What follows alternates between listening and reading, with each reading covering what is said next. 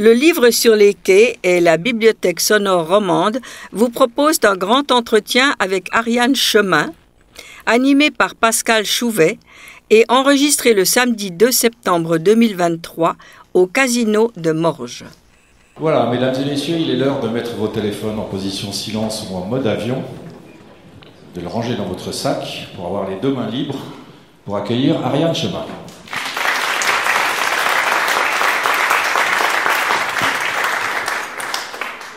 Voilà, c'est déjà la deuxième journée de cette 14e édition du livre sur les quais. On est très content de vous recevoir, Ariane Chemin, pour ce livre paru aux éditions du Sous-sol, Ne réveille pas les enfants. Ariane Chemin, vous êtes grand reporter au Monde. Vous êtes l'auteur d'une quinzaine d'ouvrages écrits à 2 ou 4 mains. Le dernier en date est un récit, je viens de le dire, Ne réveille pas les enfants, un récit qui revient sur ce qui s'est passé le 24 mars 2022, près d'ici, à Montreux. Toute une famille française se jette du balcon du 7e étage.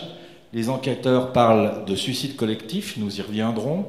Mais pour commencer, j'aimerais savoir ce qui vous a conduit à mener cette enquête finalement sur ce fait divers. Alors je vais être très franche, un jour je reçois un coup de téléphone de l'éditeur qui dirige les éditions du Sous-sol, qui s'appelle Adrien Bosc, et c'est une maison d'édition qui est spécialisée plutôt dans le nouveau journalisme, la non-fiction.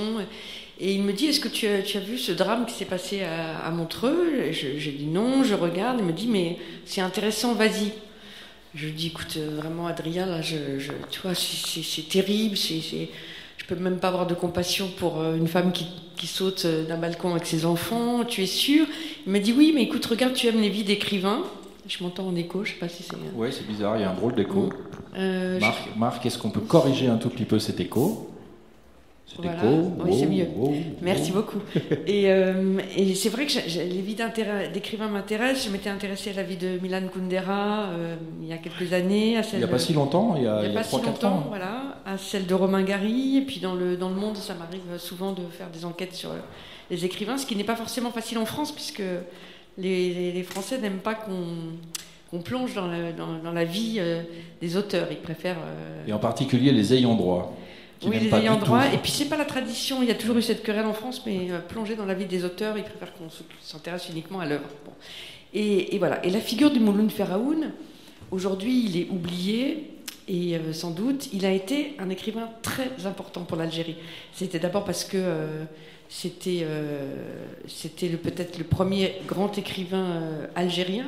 Il écrivait en langue française, mais il était algérien. Et puis il a vendu son livre Le fils du pauvre, qui raconte cette enfance kabyle qui n'avait jamais été racontée encore dans la littérature, qui s'est vendu à quasiment 1 million d'exemplaires. On a oublié ce que c'était. Hein, on est à la fin des années 50. C'est énormissime. Énormissime. Voilà, édité au Seuil d'ailleurs, qui est la maison mère de peut-être que ça. Et puis, je me suis plongée dans Le fils du pauvre, mais surtout dans le journal de Mouloud Feraoun. Il s'appelle comme ça, journal, et il raconte la guerre d'Algérie au jour le jour. Il commence seulement en 1955, comme si en 1954 il avait peur de s'y. Il pensait que ça allait se terminer, que c'était pas possible, oui. Et ça s'achève de manière tragique, puisque ça s'achève la veille de sa mort, oui. Puisqu'il est assassiné 3 jours avant les accords d'Évian. Alors vous avez prononcé un mot très important, c'est le mot peur. On y reviendra tout à l'heure, oui. Parce que c'est probablement un des points communs entre les deux affaires, parce que vous nous parlez de Mouloud Feraoun, mais pour ceux qui n'ont pas lu le livre, ils se disent mais qu'est-ce qu'il vient faire là, cet écrivain? Alors, il y a effectivement un premier chapitre dans votre livre qui nous raconte les faits qui se sont déroulés le 24 mars 2022, puis vient un chapitre qui nous ramène 60 ans en arrière, en mars 1962 en Algérie, le 15 mars exactement. Nous sommes 3 jours avant les accords d'Évian, et 6 professeurs ont été tués par l'OAS, l'organisation de l'armée secrète, et parmi eux Mouloud Feraoun. Alors vous venez de nous dire qui est Mouloud Feraoun, mais oui. Vous avez fait tout de suite le lien entre les deux affaires? Mais à vrai dire, il a été fait ici et là, mais de manière extrêmement brève. On écrivait les jumelles qui se sont défenestrées étaient les petites filles de l'écrivain algérien Mouloud Feraoun, assassinées par l'OAS. Ça n'allait jamais plus loin, et je me suis dit, si ça avait été les petites filles d'Albert Camus, je pense qu'on en aurait fait beaucoup plus, on lui aurait accordé beaucoup plus d'importance à cette ascendance. Donc en fait, je me suis à la fois plongée dans l'enquête sur la mort de Mouloud Feraoun, qui à l'époque quand même, avait fait beaucoup de bruit. Germaine Tillon avait fait un article en une du Monde. Le ministre de l'Éducation nationale français avait demandé 1 minute de silence dans toutes les écoles françaises parce qu'il n'était pas seul. C'était 6 inspecteurs d'académie, ce n'étaient pas des militants du FLN, c'était des gens qui prenaient plutôt la 3e voie, comme on disait à l'époque, enfin surtout à Paris. Et ça avait été quand même un grand traumatisme parce que c'était des hommes de bien. Ils étaient là et surtout parce qu'ils ont été exécutés. Vraiment, ils étaient dos au mur, on leur a tiré dessus. C'est une scène abominable. Donc j'ai essayé de reconstituer déjà cet assassinat. Et d'ailleurs, pour la petite histoire, enfin si on peut dire, je me souvenais, j'avais entendu parler de cet assassinat il y a très longtemps parce que j'avais enquêté sur un des conseillers de Nicolas Sarkozy qui s'appelle Patrick Buisson. Et Patrick Buisson fait partie des rares élèves à l'époque qui avaient refusé de se lever pour la minute de silence en hommage à ces 6 inspecteurs d'académie. Et ça m'avait, je me souvenais de ce détail. Voilà, c'est peut-être la seule façon. Voilà. Donc je me suis plongée donc effectivement dans cette enquête sur Mouloud Feraoun. Et puis après, c'est comme ça finalement que je suis venue à enquêter sur ce drame de Montreux, en me disant, de toute façon, vous savez, comme on dit dans la presse, j'arrive un peu après tout le monde, et donc je m'étais dit, mais peut-être que je vais pouvoir tisser, je pensais plus à un récit littéraire, tisser des correspondances entre cette famille, et au départ, je ne savais pas qui était le pivot du drame. Est-ce que c'était le père de famille? Est-ce que c'était ses jumelles? Je ne savais rien. Et on était parti, voilà, la thèse de la police depuis le départ était plutôt celle, ce qui n'est pas exclusif d'ailleurs, d'un phénomène sectaire aggravé par le Covid. Et tout ça d'ailleurs n'est pas faux. Mais... On va rester sur Mouloud Feraoun un instant parce que vous allez aller jusqu'en Algérie pour rencontrer son fils, Ali, qui est aujourd'hui la plus ancienne mémoire de la famille. C'était important pour vous de le rencontrer, d'aller en Algérie, d'essayer de comprendre sur place ce que représentait encore Feraoun? Je vais vous faire en fait une confidence. C'est la 2e déjà. Hein. Oui, non, mais parce qu'apparemment c'est pas clair. C'est que ce qui est intéressant, c'est que je n'ai pas pu aller en Algérie. Je n'ai pas eu mon visa. Et ça raconte bien les rapports compliqués aujourd'hui entre la France et l'Algérie. L'Algérie donne ses visas au compte-gouttes, encore plus aux journalistes, alors que j'avais une invitation officielle de la Fondation Mouloud Feraoun et que je n'ai pas pu partir. Donc ça, je trouve que c'est aussi intéressant dans l'histoire. Donc tout se fait par WhatsApp avec Ali Feraoun, effectivement, qui est quelqu'un de très agile, voilà. Et donc je discute avec lui, mais pas du tout du drame de Montreux, parce que il me dit qu'il n'en sait rien. Et c'est vrai, parce que cette famille avait coupé beaucoup les ponts. Et puis, en Algérie, on est aussi aujourd'hui encore... Vous savez que c'est un pays où le complotisme est très fort. Hein, d'abord, c'est un pays qui soutient beaucoup Poutine, il faut bien le dire. Ouais. C'est un pays où on s'est beaucoup méfié du vaccin contre le Covid. Et c'est aussi un pays où certains racontent que, quoi qu'en dise la police suisse, ce sont les services secrets français qui ont tué... les petites filles de Mouloud Feraoun. Moi, je l'ai entendu 10 fois, vous voyez. Donc, l'Algérie est encore dans cette histoire-là. Donc, avec Mouloud Feraoun, en fait, je parle de son père. Hein. Je parle de son père, et je me souviens d'ailleurs que quelqu'un me dit très vite, avec Ali Feraoun, pardon, quelqu'un me dit très vite, vous savez, il a beaucoup souffert de ça, parce qu'il était l'aîné, donc il s'est occupé de sa mère, et ils m'ont dit, vous devriez lui demander, mais il ne peut plus voir une goutte de sang. Et quand je lui en ai parlé, il m'a dit... C'est pas exactement ça. J'ai été reconnaître le corps de mon père à la morgue, et depuis, je ne peux plus voir un bout de viande, je ne peux plus manger de viande. Assez étonnant. Mouloud Feraoun était un ami proche d'Emmanuel Robles, qui était son éditeur.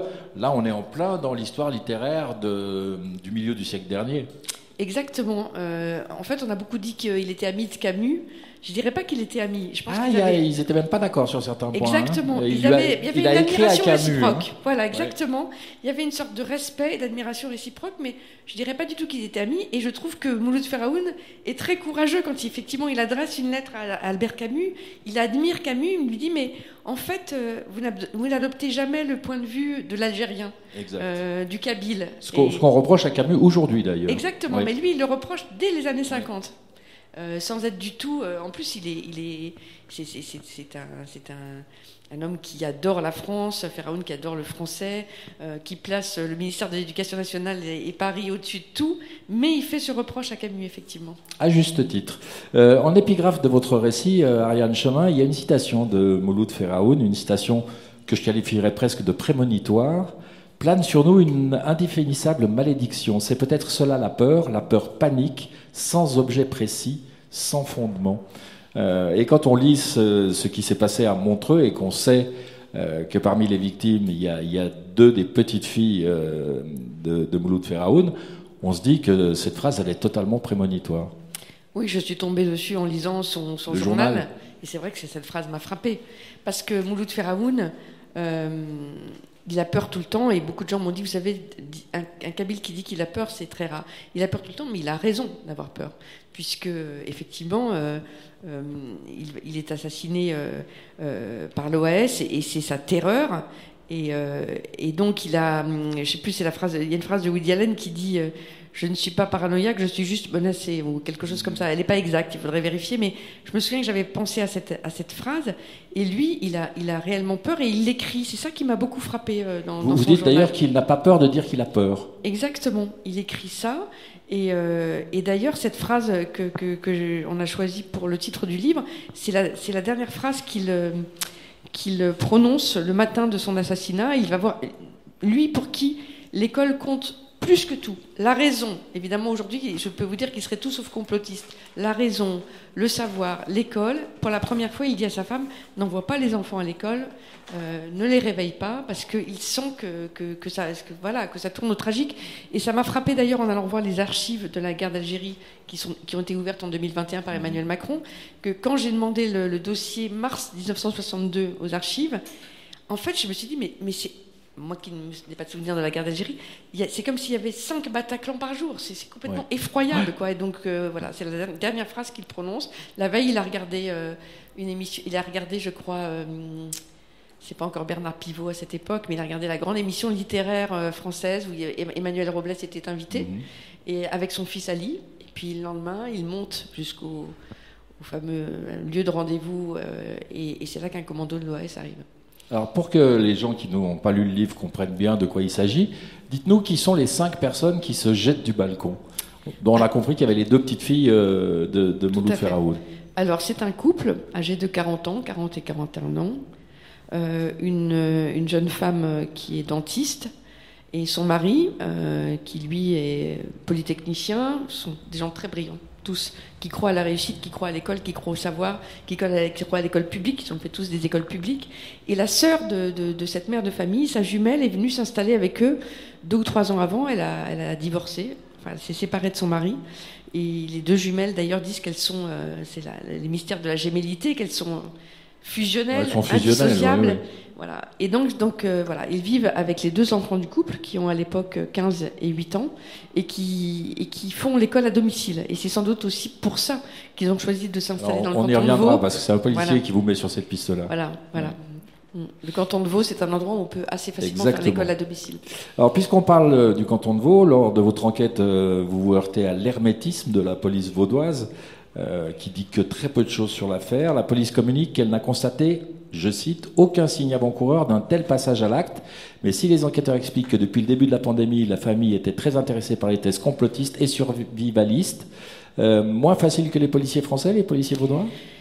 Non, alors moi je ne veux pas du tout critiquer, c'est un point de vue. Le point de vue des policiers vaudois, c'est de dire, écoutez, nous, il y a une chose qui est importante pour nous, c'est de vérifier que cette famille qui a sauté, je rappelle, les uns après les autres, dans un espace de 1 minute, ça, sans aucun cri, eh bien, ils ont voulu vérifier que personne n'avait pu les pousser. Et ça, ils ont bouclé cette enquête-là, et effectivement, personne n'a pu les pousser. Bon, donc, il n'y a pas d'intervention d'un tiers, il n'y a pas de plainte dans ce dossier, comme vous savez, donc il n'y a pas d'avocat. Hein, c'est un dossier très étrange. Hein, voilà. Et donc, à partir du moment où ils ont établi ça, m'explique le porte-parole de la police vaudoise, pour eux, l'enquête est close. Alors, au début, ils disent aucun signe avant-coureur, parce qu'on est au début de l'enquête. Ouais. Je ne sais pas s'ils répéteraient la phrase à la fin de l'enquête, mais pour eux, c'est fini. Il m'explique d'ailleurs, c'est très intéressant ce que m'explique le porte-parole de la police vaudoise. Il me dit, écoutez, nous, on ne fait pas de la psychologie, on ne fait pas de la littérature, et ça peut s'entendre. Mais c'est vrai que je pense que la police française ne fonctionne pas tout à fait de la même manière. D'abord, elle communique plus avec les journalistes, et puis ce qui est peut-être aussi assez frappant pour un journaliste français, c'est que la presse suisse, qui compte de merveilleux investigateurs et enquêteurs, ça c'est sûr, hein. Elle a beaucoup plus de respect peut-être pour les victimes, donc les noms sont moins facilement donnés. La sphère privée est davantage protégée, absolument. Alors, ce qui est hallucinant, ce que je ne savais pas du tout et que j'ai appris en vous lisant, c'est que c'est la police qui provoque le drame.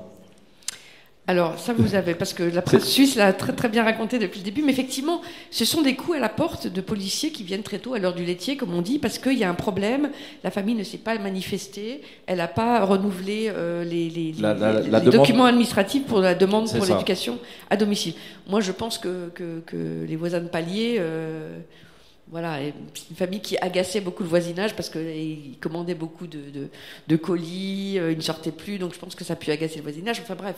Ils étaient bizarres, quoi. Voilà, ils étaient bizarres et vous savez qu'on n'aime jamais les gens bizarres, donc je pense qu'il y a eu, je dirais pas plus, mais quelques signalements. Et donc la police fait son travail, à vrai dire, mais elle le fait comme s'il s'agissait de malfrats, quoi. Donc elle vient très tôt et donc le père de famille répond derrière la porte, j'arrive, puis plus rien ne se passe, donc il patiente. Ils essayent d'établir le contact, comme on fait presque dans une prise d'otage, mais sans se imaginer le drame qui va se produire. Ils attendent à peu près une demi-heure, et quand ils descendent, ils voient un attroupement dans la rue, et la famille a sauté. Donc je pense que c'est tragique aussi pour les policiers qui ont frappé à la porte. Je pense qu'on se remet difficilement d'un épisode comme cela. Alors, suicide collectif, c'est ce même terme qui a été employé en 1994 par le juge fribourgeois André Piller sur les ruines fumantes de la ferme de Chéry. C'est l'affaire de l'ordre du Temple solaire. Ce parallèle va vous amener à travailler avec quelqu'un avec qui vous avez travaillé souvent, qui est Arnaud Béda. Alors, vous l'appelez Arnaud dans le livre. Et malheureusement, Arnaud Béda nous a quittés entre le moment de l'enquête et le moment de la publication de ce livre. Au moment où je bouclais le livre, j'étais d'ailleurs été à son enterrement. C'est un peu insensé. Arnaud Béda qui a écrit des livres superbes, notamment le livre sur Brel et son apprentissage du pilotage d'avion. Il est venu en parler ici au livre sur les quais il y a quelques années. Arnaud Béda, je l'ai connu, je l'ai rencontré parce que j'enquêtais sur le pape François, j'étais partie en Amérique latine et il avait écrit un livre sur le pape François. Il en a même écrit 2, je crois. Voilà. Et d'ailleurs, ça fait partie de... Arnaud, c'était un enquêteur à l'ancienne, enfin c'était un journaliste... si je devais le comparer avec un journaliste à la Paris Match, je dirais. Et quand d'abord il était très partageux et quand je lui avais dit, écoutez, je vous connais pas, est-ce qu'on pourrait se voir, je vais partir en Amérique latine, enquêter sur Pape François, j'avais adoré ce personnage. On n'avait pas forcément les mêmes méthodes, mais ce que j'aime d'abord dans le journalisme et ce que j'aimais chez lui, c'était son enthousiasme. C'était un homme qui n'était jamais blasé. Je ne supporte pas les journalistes qui se plaignent, qui disent je suis fatigué, j'en ai marre, t'as vu ce qu'est devenu la presse et tout ça. Moi, je pense que c'est un métier, il faut avoir il faut avoir de la passion. Et il avait cette passion. Et puis surtout, il était à la fois littéraire, capable, je pense beaucoup plus que moi, de mettre le pied dans la porte pour s'infiltrer même de la quelque pousser part. Parfois, oui. Mais j'aimais nos conversations et quand je lui avais parlé de cette histoire, c'est lui d'ailleurs qui avait vu dans la presse suisse le faire part qui annonçait l'enterrement de cette famille et qui m'avait dit tu as vu ça, et je me souviens pour essayer de le faire revivre un peu et pour l'anecdote, que je lui avais dit tu veux pas venir, on ira ensemble, et on s'était donné rendez-vous à la gare de Montreux, et moi je lui avais dit mais c'est de ma faute, j'ai fait une erreur de débutante parce que j'étais contente de le voir, donc je lui ai dit allez viens, on va aller manger un petit morceau, et du coup on était arrivé à 14h pile pour l'enterrement, et ça a été ma première surprise. Et quand on est arrivé, on a attendu avec d'ailleurs le syndic et les conseillers municipaux, je ne sais pas si on dit comme ça en Suisse, voilà. Et on attendait, et personne n'est jamais arrivé, puisqu'en fait l'enterrement avait lieu le matin. Ouais. C'était un leurre, et c'est intéressant comme... je peux au demeurant tout à fait comprendre la famille. Je pense que la famille n'avait pas du tout envie de rencontrer un journaliste. Alors Arnaud Béda vous propose de vous présenter Michel Tabachnik, le chef d'orchestre dont le nom a beaucoup été associé à l'affaire de l'ordre du Temple solaire.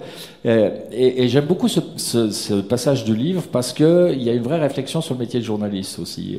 Et ce que je trouve très intéressant, c'est que Arnaud Béda n'a pas ménagé Tabachnik pendant ses enquêtes sur l'ordre du Temple solaire, mais ils ont fini par s'apprécier et se côtoyer. Et Tabachnik apporte un éclairage intéressant aussi sur cette idée de suicide collectif. Arnaud Béda, ça avait été le premier à repérer Tabachnik. Il avait sorti cette fameuse photo de Tabachnik, le chef d'orchestre, avec une cape de templier. Et donc son journal ne l'avait pas fait dans la dentelle, je veux dire, il l'avait entouré d'un cercle rouge.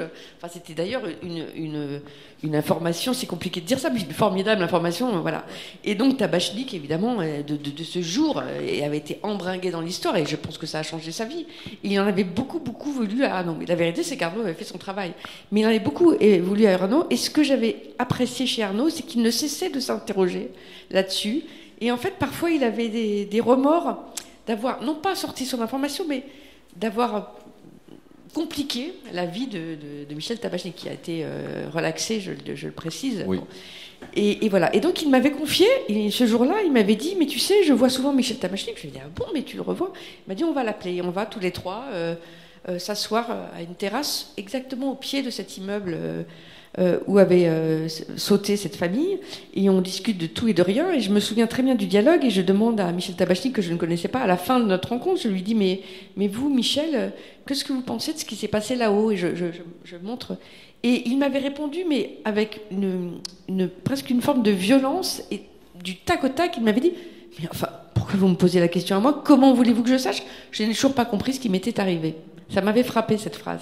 Et je trouvais intéressant de raconter l'histoire du Temple solaire, ne serait-ce que pour fermer une porte. Hein, parce que je pense que dans l'inconscient, évidemment que c'est très présent, d'autant que Michel Tabachnik, il habite à Montreux. Bien sûr. Et c'est très important dans l'inconscient de la presse Et suisse. puis, il y a eu l'anniversaire de l'affaire de l'ordre du Temple solaire. Il y a des livres qui sont ressortis il y a 2 ans. Voyez, enfin, voilà, c'est... Ouais, j'y ai pas on en a pensé. pas mal reparlé il y a 2-3 ans. Donc, en tout cas, comme ce sont les mêmes mots, suicide collectif, je pense que ça a parlé. Et puis suicide collectif, évidemment, c'est un mot que j'ai interrogé, parce que à partir du moment où il y a 2 enfants mineurs, je me suis dit, mais est-ce qu'en fait il ne s'agit pas aussi de 2 homicides? C'est forcément une question. Est-ce qu'on se suicide à 8 ou 15 ans? Je ne le pense pas. Une vraie question. Alors il y a une phrase de Tabachnik qui, dites-vous, vous tient à veiller toute une nuit. La voici, cette phrase: les journalistes ne soupçonnent pas le poids de ce qui demeure invisible. Pourquoi elle vous a tellement tarabusté, cette phrase? Parce que je pensais que Michel Tabachnik avait dit, maman, moi je vais vous raconter, mais voilà, j'en suis sûre, mais bon. Et son doute m'a travaillé. Voilà. Je me suis dit, c'est quand même quelqu'un qui a touché tout ça de très près, hein, puisque je vous rappelle que d'ailleurs, je ne dénie pas aujourd'hui, mais ce phénomène sectaire, hein, c'était quand même ce qui revenait, et je pense que d'ailleurs on peut faire une secte à 5 dans une famille. Mais du coup, je me suis dit, s'il y a quelqu'un qui connaît bien ça quand même, c'est lui. Et pourtant, il ne comprenait rien à cette affaire, mais il m'a dit, une famille qui saute comme ça après des coups à la porte, forcément... il y a quelque chose derrière, soit ça lui rappelle quelque chose, mais c'est plus compliqué que tout ça, quoi. Alors, vous vous interrogez vraiment sur le métier de journaliste enquêteur. Vous citez Janet Malcolm, reporter new-yorker, qui dit que c'est un métier amoral. Vous avez le sentiment de faire un métier amoral parfois? En tout cas, j'ai l'impression que vous êtes beaucoup interrogé en écrivant ce livre. D'une manière générale, chaque fois que j'ai traité des faits divers, je m'interroge. C'est pas simple pour un journaliste. Tu vois, même par exemple, de dire faits divers, je n'aime pas ce mot, parce que je pense aux parents de ces jumelles, je pense aux frères et sœurs de ces jumelles. J'ai pas envie de parler d'un fait divers. C'est une tragédie, cette histoire. Et donc, forcément, je m'interroge. Et puis, c'est très compliqué. Il y a l'excitation du journaliste qui n'est pas compatible. Avec la souffrance des gens. Donc, parfois, oui, c'est vrai que je m'interroge, mais il faut toujours, heureusement, d'une certaine manière. Donc, et c'est vrai que j'ai adoré ce livre, Le journaliste et l'assassin, qui raconte ça, qui raconte ce qui se passe, l'espèce de schizophrénie du journaliste qui, à la fois, veut trouver des informations et en même temps se sent,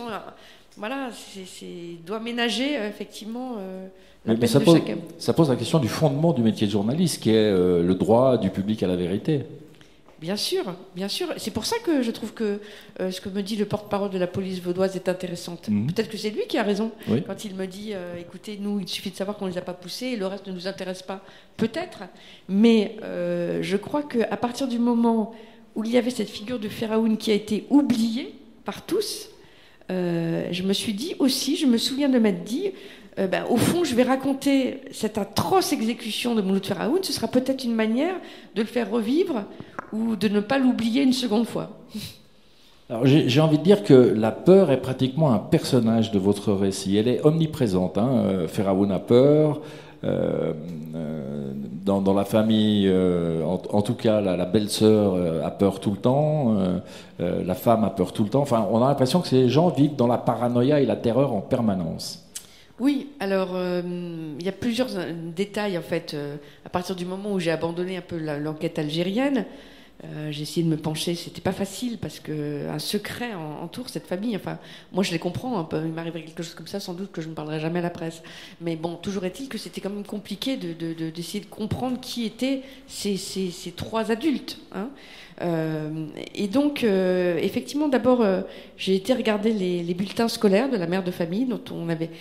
C'est vrai que c'était une famille qui portait la réussite scolaire au-dessus de tout.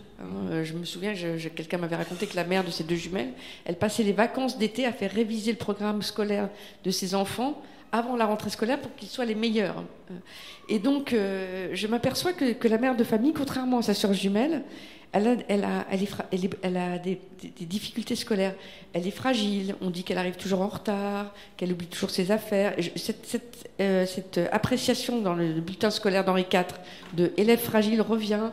Où je me souviens qu'il y a même un professeur qui dit on ne sait pas ce qu'elle va devenir l'année prochaine. Mais Henri IV quand même, qui n'est pas le pire des établissements. Hein. Oui, mais je pense que la famille a beaucoup fait pour qu'elle rentre à Henri IV. Je ne vais pas rentrer dans les détails, mais oui, si. Henri IV, c'est aussi un lycée de pistons. Oui, c'est ça. Voilà. Donc, mais j'ai pas envie de m'apesantir là-dessus, c'est pas trop le sujet. Mais enfin, c'est quand même comme ça qu'elles arrivent à Henri IV. Vous savez, on a des fausses domiciliations. La famille les parents des jumelles, elles ont des domiciliations très étranges un peu partout dans Paris 5e, qui ne correspondent pas forcément, à mon avis, à des appartements familiaux. Mais voilà, je peux comprendre, le père des jumelles, il arrive d'Algérie, son père est mort, il n'avait même pas passé son bac, il s'installe en France, il fuit ça, lui-même est un excellent élève, il fait HEC, le père des jumelles, sa mère est aussi pharmacienne, ce sont des gens bien, très, voilà, et ils veulent le meilleur pour leurs enfants en France. Et voilà, donc je regarde d'abord les bulletins scolaires, ensuite je m'aperçois qu'elle aurait voulu faire médecine, la mère de famille, mais elle n'y arrive pas, alors que sa sœur y arrive, donc elle fait dentaire un peu par défaut.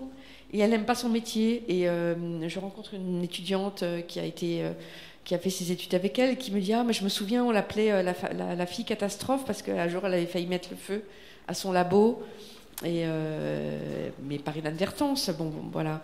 Et puis je décide d'aller en Normandie où elle a exercé quelques années avant de déménager en Suisse. Et là, je m'aperçois, ça avait été raconté dans la presse qu'il y avait un certain nombre de sa patientèle, enfin une partie de sa patientèle qui avait porté plainte, notamment, je pense, parce que comme elle est partie du jour au lendemain, vous savez, les traitements... Sans laisser de traces. Hein. Sans laisser de traces, et les traitements d'orthodontie, c'est lourd. Je pense que pour les parents, c'est déroutant tout d'un coup d'avoir votre orthodontiste qui disparaît comme ça.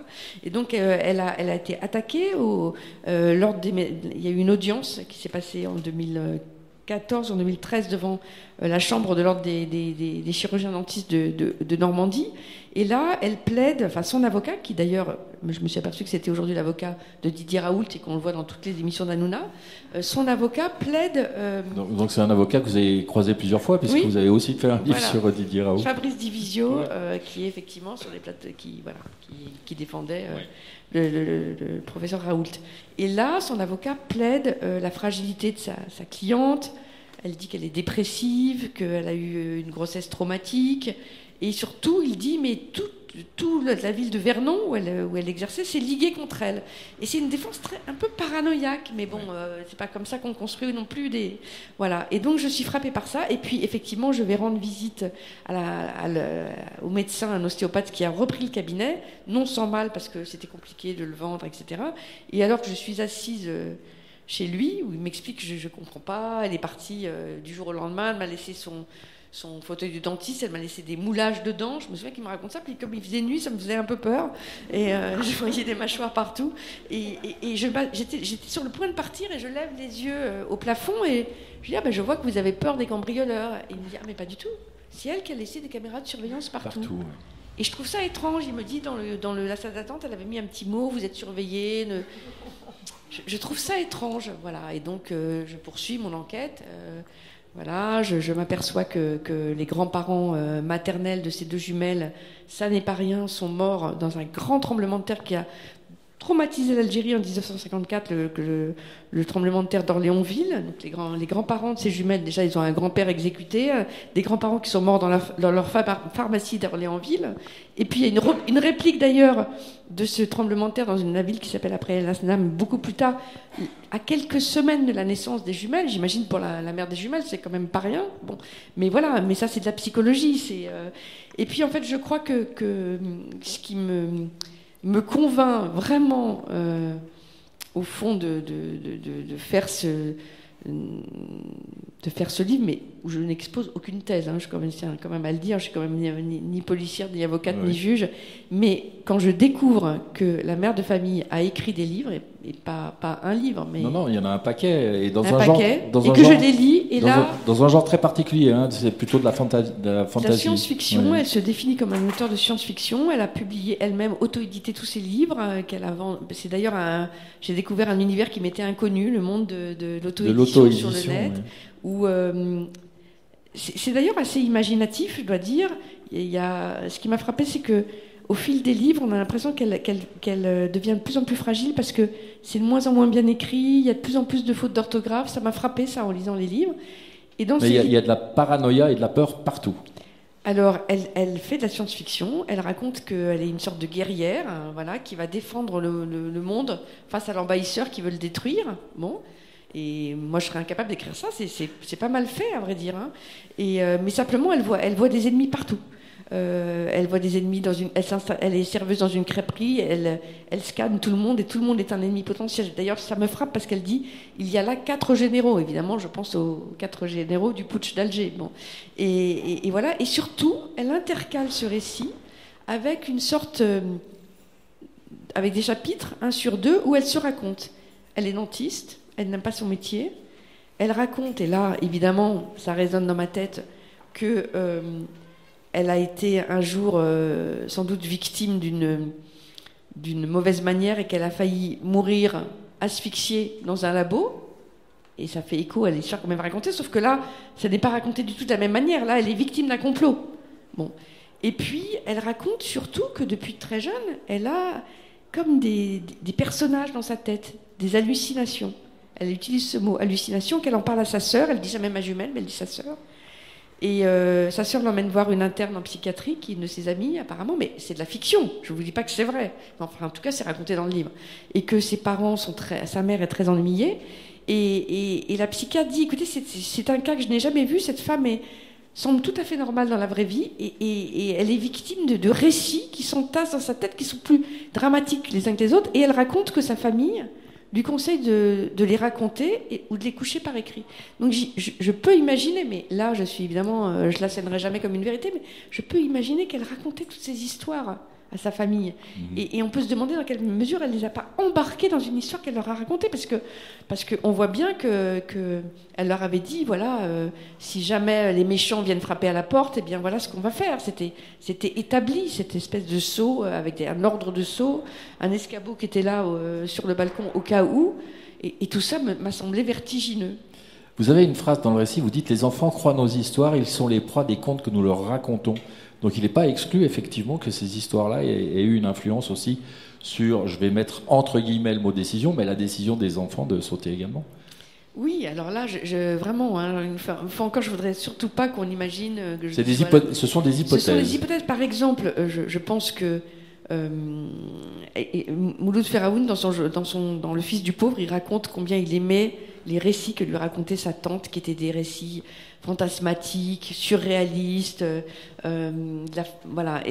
Bon, évidemment, ça ne veut rien dire, mais on sait la force d'attraction des contes chez les enfants. En tout cas, Mouloud Feraoun, il le raconte très bien.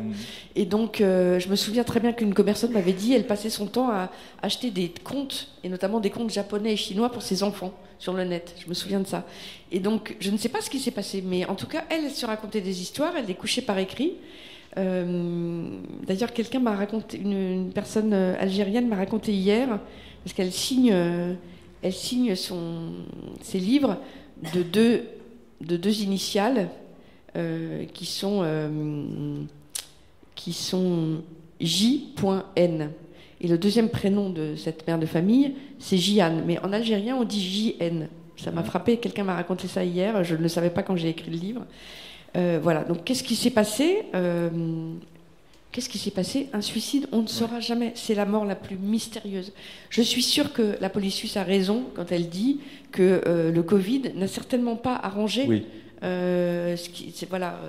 Alors, on va y venir, mais il y a une autre chose qui me paraît intéressante. Moi, ce que j'ai beaucoup aimé dans votre récit, c'est votre envie de vraiment comprendre. On sent que vous avez envie de comprendre pourquoi ça s'est passé.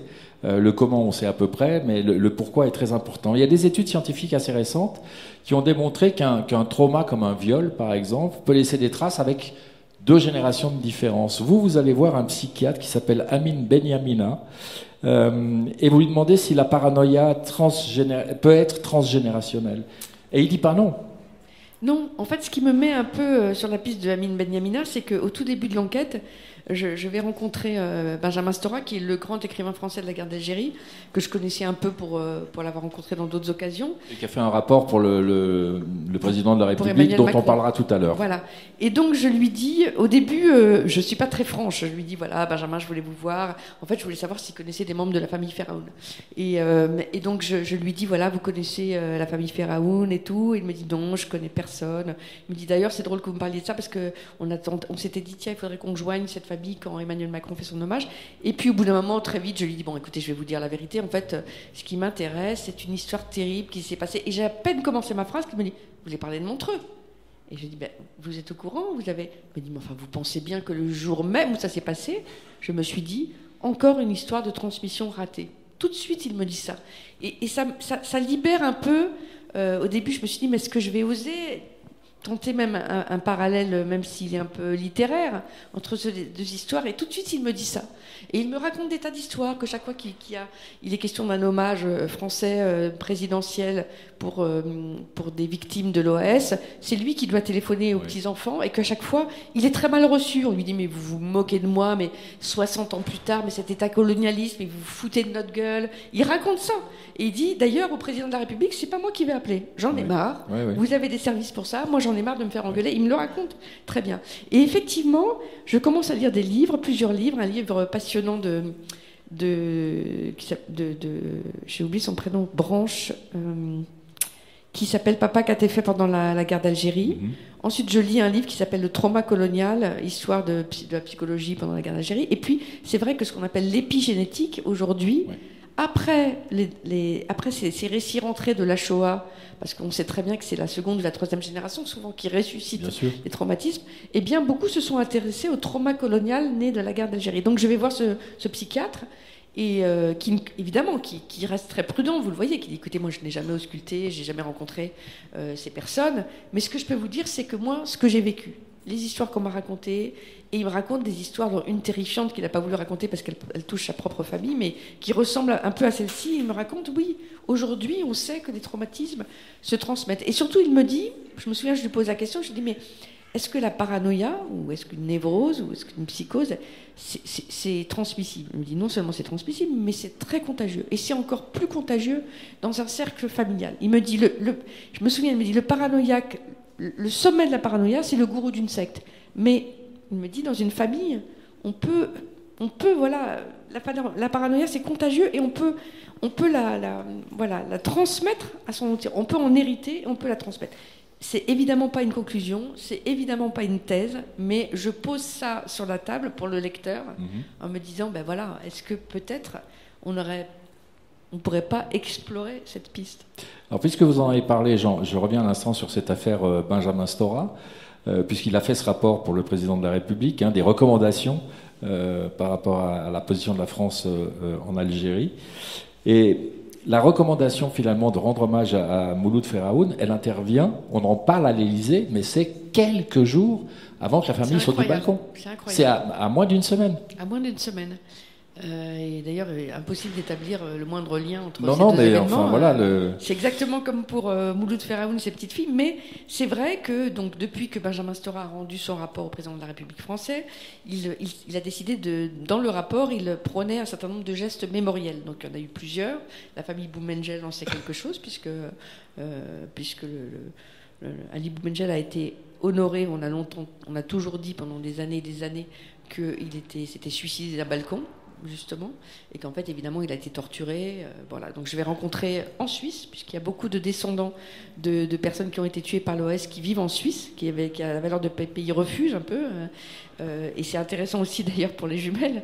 Absolument. Voilà. Et il m'explique qu'il y a beaucoup de médecins algériens qui vivent en Suisse. Et d'ailleurs, je me souviens que je fais une parenthèse, je lui dis, mais il m'a dit, les jumelles, elles étaient fragiles. Et je lui dis, mais vous les connaissiez? Il m'a dit, je ne les connaissais pas, mais elles étaient forcément fragiles, parce qu'il parle de lui aussi. Il sait ce que c'est. Et voilà. Donc Emmanuel Macron décide de rendre cet hommage, parce que, voilà, à Mouloud Feraoun, quelques jours avant ce drame, et une plaque est apposée en Algérie par l'ambassadeur de France en Algérie, en hommage à Mouloud Feraoun. Et chose incroyable, l'année suivante, donc en 2023, en mars 2023, elle a disparu. Au moment où l'ambassadeur de France veut à nouveau déposer une gerbe de fleurs, la plaque a disparu. Et c'est vrai que, mais tout ça, je ne vais pas dire que c'est une malédiction, mais tout est fou dans cette histoire. Alors moi, ce que je trouve extrêmement surprenant, c'est le nombre de coïncidences qu'il y a entre les deux affaires qui ont 60 ans de distance. Je serais enquêteur, je me dirais, c'est plus que des coïncidences. Et pourtant, ça ne reste que des coïncidences. Oui, c'est fou. Oui, les seules choses qui sont avérées, ce sont ces livres qu'a écrit la mère de famille, mais en même temps, c'est de la science-fiction. Ce sont ses caméras, mais après tout, elle a peut-être peur des cambrioleurs. Donc c'est pour ça que je reste prudente. Mais en tout cas, je me suis dit, c'est comme journaliste, même si c'est pour fermer des portes, ce n'est pas possible de ne pas évoquer tout ça, qui me saute un peu au visage, en fait, au fur et à mesure que j'avance. Alors ce que vous expliquez très bien, ce que vous décrivez très bien, c'est la manière dont cette famille montreusienne s'est coupée du monde. Alors ça commence par couper les ponts avec leur propre famille, immédiatement après le mariage, on veut plus voir ni les beaux-parents ni les parents, enfin voilà, et puis petit à petit on s'enferme. Pourtant le père de famille a travaillé pour le gouvernement français, ministère du budget, affaires étrangères, ministère de la santé et des sports. Il finit par s'installer à son compte pour pouvoir travailler à la maison. Enfin vraiment, on sent que le cocon se rétrécit. La sœur jumelle divorce. Je ne sais pas si ils ne voient plus si les jumelles ne voient plus leurs parents, mais en tout cas c'est très très espacé. Elle abandonne son travail.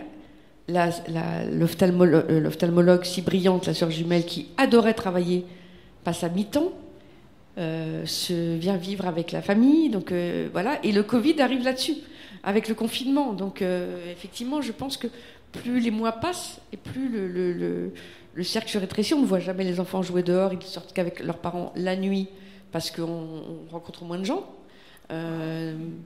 Donc c'est vrai que c'est absolument fascinant. Et puis la petite fille, elle n'est même pas déclarée à l'état civil suisse. On ne sait pas qu'elle existe. Alors vous le dites en une phrase, je crois, mais pour le père de famille, vivre avec une femme qui ne peut pas se passer de sa sœur jumelle, c'est pas tout simple non plus. Non. Bon, alors là, le pauvre, c'est d'ailleurs le journal Le Temps qui a obtenu le seul interview de ce monsieur qui racontait, voilà, ça devenait compliqué, c'est au Temps qu'il dit ça. Ça devenait très compliqué pour moi de vivre. Mais c'est vrai que, en plus, ce qui est fascinant, c'est qu'elles avaient chacun un appartement dans le même bloc d'immeubles à Montreux, mais que pas besoin de sortir pour aller de l'un à l'autre. On pouvait passer par la cave. Comme une sorte de cordon ombilical invisible. Ça m'avait frappé, ça. Oui.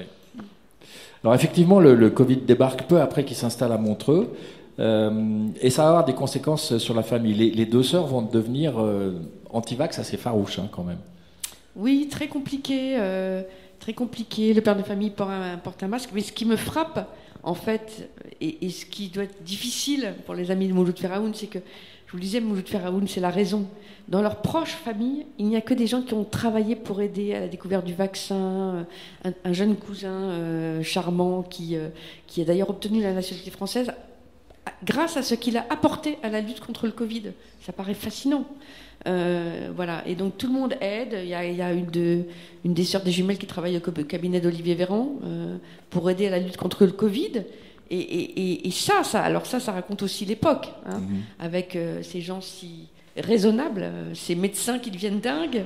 C'est un peu le cas pour Didier Raoult, c'est quand même une exception française. C'est vrai que ça interroge, quoi. Et c'est horrible parce que vraiment, quand on lit Mouloud Feraoun, c'est tellement l'inverse, quoi. Il ne croit qu'à l'école, qu'à la raison. Oui. Les autorités suisses ont en quelque sorte scellé cette affaire assez rapidement, comme le cercueil de Mouloud Feraoun a été fermé sans autre forme de procès. Je trouve qu'il y a... Enfin, quand j'ai terminé votre essai, je me suis dit, il y a un petit goût amer quand même. Cette famille, elle est maudite d'une certaine manière. Je ne le dirais pas comme ça, mais bon, à vrai dire, je pense qu'en Algérie, on doit le dire, parce qu'en Algérie, on croit à la malédiction. C'est pour ça aussi que j'ai choisi cette phrase de Mouloud Feraoun. Moi, je ne crois pas à la malédiction, mais je peux comprendre que voilà, on a tous parfois, on se dit, mais non, mais oui, c'est une histoire tragique, une sorte de roue du destin qui tourne comme ça, abominable, et qui m'a forcé aussi, je crois. En fait, j'avais jamais comme journaliste, travailler sur la guerre d'Algérie et de me plonger, par exemple, dans cet assassinat de Château-Royal, en rencontrant les descendants des autres personnes qui étaient mortes avec Mouloud Faraoun, en allant dans les archives, en comprenant que l'amnistie, je la comprends, mais c'est parfois très difficile pour des familles, de voir que j'ai rencontré des descendants de ces personnes qui avaient été assassinées, qui voient parfois, qui connaissent parfaitement les noms des 6 membres du commando, qui voient que certains se sont fait élire. Hein, je le raconte à la mairie de Cagnes-sur-Mer, c'est terrible à vivre. Ça vous a donné des envies d'un prochain livre? Non. Non, ça m'a déprimé. Avant de passer la parole au public, j'aimerais vous rendre hommage parce que je trouve que pour ce livre, vous avez fait preuve d'abord, je pense que c'est une qualité pour un journaliste, d'énormément d'empathie et surtout absence totale de jugement. Et je pense que c'est très important pour que le livre soit ce qu'il est, c'est-à-dire très réussi, qui est cette absence de jugement. C'était évidemment un parti pris, j'imagine. Oui, je voulais pas du tout asséner une thèse parce que je sais qu'un suicide, c'est la mort la plus tragique mais la plus mystérieuse. Et on cherche toujours les assassins de l'homme qui s'est suicidé. En fait, c'était une très jolie phrase de Camille de Toledo qui a écrit un livre là-dessus. Et c'est un très très beau livre, assez qui met un peu les frissons, mais c'est un très beau livre, effectivement. Je m'adresse à vous, mesdames et messieurs. Vos questions pour Ariane Chemin, c'est maintenant. Et comme personne ne veut jamais poser la première, on prend tout de suite la deuxième. La deuxième question sera pour vous, madame. On vous apporte un micro. Vous parlez bien dedans, comme si vous mangiez une glace. Merci. Super. J'aimerais savoir si la police vaudoise a expliqué pourquoi elle avait envoyé ses enquêteurs si tôt le matin. Parce que jamais. Actif, je trouve ça très étonnant. Jamais, en fait. Je pense qu'il y a une petite gêne, quand même. Voilà. C'est un peu une pratique de la police en Suisse, hein, et pas seulement dans le canton de Vaud. Quand ils ont quelqu'un arrêté, ils y vont très tôt le matin. En général, ils sont sûrs de le trouver. Donc oui, non, mais c'est une règle de la police, c'est ce qu'on appelle l'heure du laitier. Oui, c'est ça. Mais là, c'est vrai que ça paraît parfois... je ne veux pas émettre un jugement de valeur, mais ça paraît presque un peu disproportionné, parce qu'en fait, il risquait quoi, cet homme? Une amende, c'est tout. Merci. Votre question? Oui? Un collègue, un confrère. Bonjour Ariane, j'aimerais savoir comment vous êtes tombé sur les livres, parce que c'est l'un des scoops purement journalistiques. C'est la pépite du récit, oui. Oui, mais il y a les livres de cette mère de famille, personne n'était absolument au courant, mais c'est pas si facile de les trouver, même sur le net. Peut-être que vous allez en faire des best-sellers. Maintenant, tout le monde va se retrouver à essayer d'aller voir. Vous dites même que je crois que le dernier se termine, c'est incroyable, par un suicide, hein, le dernier livre qu'elle a écrit. Enfin, comment vous je ne vais pas donner ma source parce oui, que oui, non, mais c'est pas, je ne demande pas une source. Mais en fait, assez facilement, parce qu'elle se cache pas vraiment. En fait, je me souviens très bien, je vais faire là aussi, mais il y a une femme formidable qui est une amie de la mère des jumelles, à qui quand je lui dis j'ai trouvé, parce que c'est elle qui m'en parle, j'ai trouvé et je lui dis je me sens pas bien, est-ce que je l'ai, voilà, et elle me dit mais vous savez en fait on a dit cette famille n'a pas laissé une feuille sur une table pour expliquer son geste, il n'y a aucune explication, c'est en tout cas ce que la police a dit, hein, et je crois que c'est vrai. Et au fond, est-ce que son petit message, son petit testament, ce n'est pas ses livres? Est-ce qu'elle n'a pas laissé ça en se disant peut-être que quelqu'un va trouver ça un jour et puis vous l'avez trouvé? Elle m'a dit ça. Donc, en fait, c'est pas difficile à trouver puisqu'elle a utilisé son nom de femme mariée. Donc c'est simple.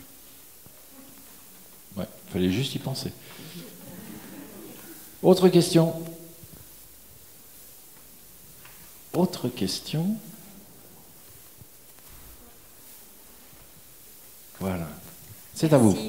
Voilà, c'était plutôt un complément d'explication. En fait, l'école a une loi qui s'applique pour l'enseignement à domicile. Cette famille faisait de l'enseignement à domicile. Et pendant le Covid, il n'y avait aucune surveillance. L'école était très distante de toutes ces familles qui enseignent à domicile. Et subitement, ils ont repris un peu la réalité. Ils ont envoyé une lettre, une deuxième lettre, pour que le père de famille aille discuter avec l'administration et la préfecture, là, n'ayant pas eu de réponse. Tout à fait. La préfecture de l'endroit a délivré un mandat d'amener.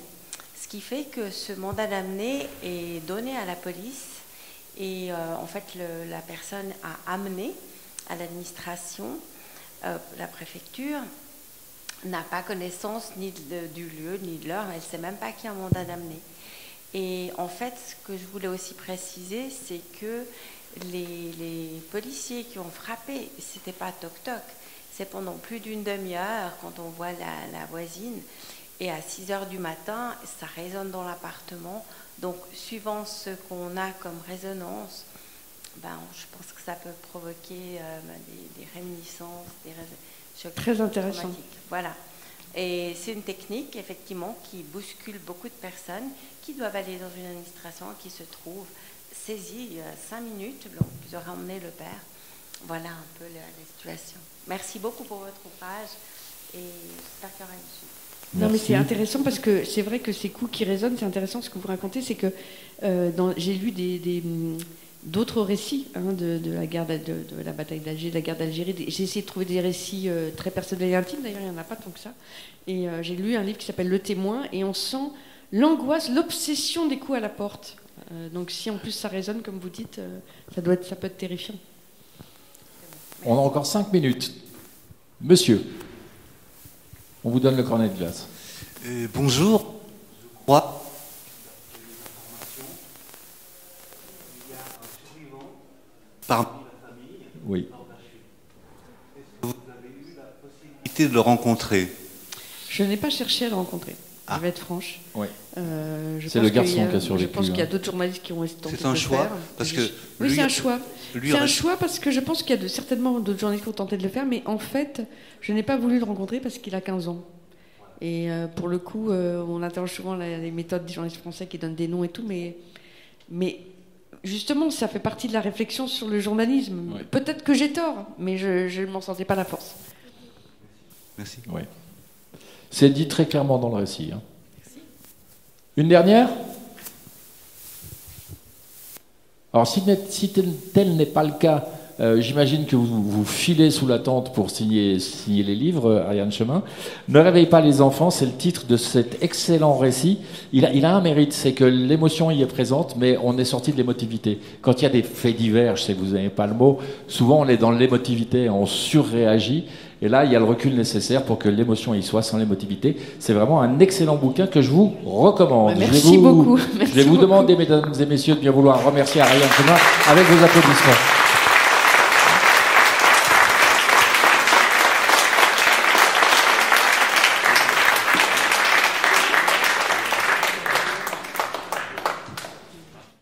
C'était le grand entretien avec Ariane Chemin, enregistré le samedi 2 septembre au Casino de Morges par la Bibliothèque sonore romande pour la 14e édition du Livre sur les quais.